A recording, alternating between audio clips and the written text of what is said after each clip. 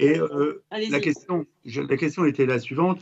La violence faite aux femmes n'est pas que physique, elle n'est pas que conjugale ou dans des couples où les femmes, effectivement, certaines femmes et de nombreuses femmes, malheureusement, subissent des violences inacceptables et qui vont jusqu'à la mort.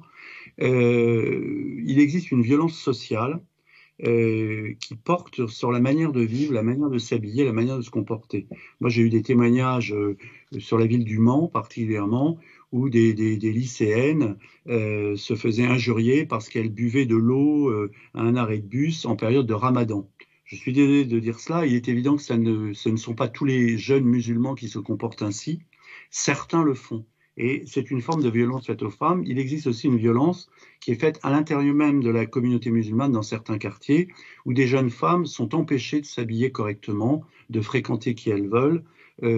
Et donc, je crois, j'ai voulu attirer l'attention sur le fait qu'il faudrait peut-être demander aux associations de ne pas projeter sur notre société cette espèce de nouveau féminisme que même Madame Badinter condamne. Hein. Madame Badinter, femme de gauche, grande féministe, qui elle-même dit que le féminisme dérape en fermant les yeux sur une forme de violence et de contrainte sociale exercée sur les femmes. Donc ma question résidait sur est-ce que vous pensez qu'il est possible? Je reconnais que c'est très délicat, ça peut devenir très vite très polémique, c'était pas mon but. Il ne s'agit pas de stigmatiser une communauté ou une religion. Moi, personnellement, je ne suis pas Charlie, voyez-vous, parce que j'estime qu'on ne doit pas injurier les religions. Donc, même si je n'approuve pas évidemment l'assassinat des journalistes de l'équipe Charlie, mais je pense qu'il faut jouer sur ces questions-là avec énormément de prudence et d'esprit irénique. Mais néanmoins, on ne peut pas nier la réalité. Et elle existe dans notre région, elle n'existe pas que dans le 93, elle existe dans des quartiers de notre région, voire même parfois dans des petites villes.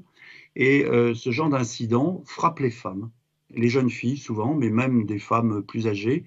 Et je pense que les associations féministes devraient être alertées dans leurs actions que nous finançons sur cette forme de violence contre les femmes.